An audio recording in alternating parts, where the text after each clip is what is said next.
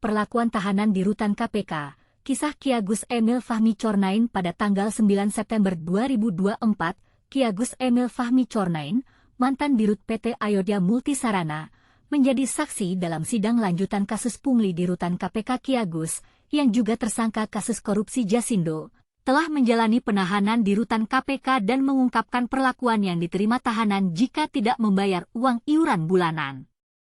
Ki Agus mengatakan bahwa awalnya dia enggan membayar iuran 20 juta rupiah tiap bulannya saat ditahan di rutan KPK.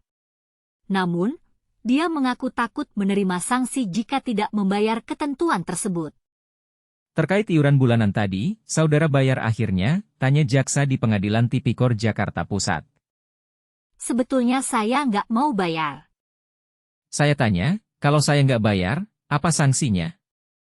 Kemudian dijelaskan oleh Juli Amar, sesama tahanan, nanti diisolasi lagi dan dislot, digembok. Kedua, tidak boleh olahraga. Ketiga, tidak boleh sembahyang di masjid. Keempat, makanan terlambat. Kita nggak diurus, jawab Ki Agus. Ki Agus juga mengungkapkan bahwa dia pernah melihat adanya sejumlah tahanan KPK yang tidak membayar iuran di rutan. Para tahanan itu, kata Ki Agus, ditahan di satu sel bersamaan. Pada saat di sana, apa saudara pernah lihat tahanan yang tidak bayar iuran memang diperlakukan seperti itu? Tanya jaksa. Iya, saya lihat dengan mata kepala sendiri, malah ada satu ruangan di situ klinik itu tahanannya ada 7-8 orang dari Palembang, kata Ki Agus. Perlakuan yang diterima 8 tahanan itu, menurut Ki Agus, tidak manusiawi. Sadis ya, kata jaksa. Nggak manusiawi sekali itu, timpal Ki Agus. Ki Agus juga mengungkapkan bahwa dia pernah melayangkan protes terkait perlakuan yang diterima 8 tahanan tersebut.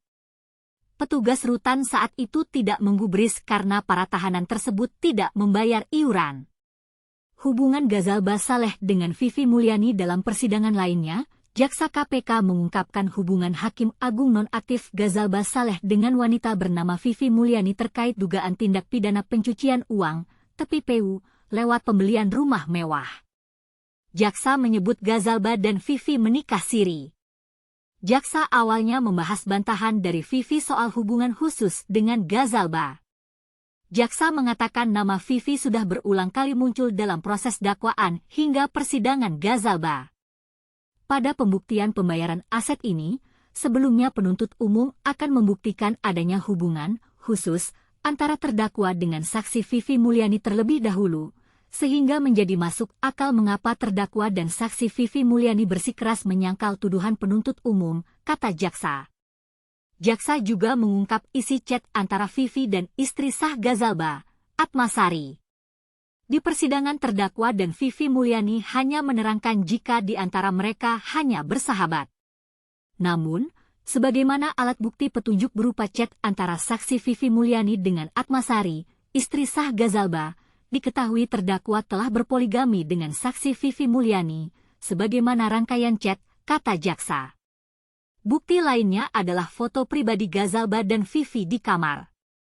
Menurut jaksa, chat dan foto itu mematahkan klaim Vivi yang menyebut hubungannya dengan Ghazalba hanya sahabat biasa. Selain itu juga adanya foto-foto pribadi antara terdakwa dengan saksi Vivi Mulyani di kamar tidur, sebagaimana bab 3D petunjuk, menunjukkan hubungan antara terdakwa dengan saksi Vivi Mulyani bukan sekedar sahabat biasa, ujarnya. Dalam 2 kasus ini, kita dapat melihat bagaimana perlakuan yang diterima tahanan di rutan KPK dan bagaimana hubungan yang tidak normal antara Ghazalba Saleh dengan Vivi Mulyani. Kita berharap bahwa dengan adanya bukti-bukti ini, maka keadilan dapat ditegakkan dan korupsi dapat dihapuskan dari negeri ini.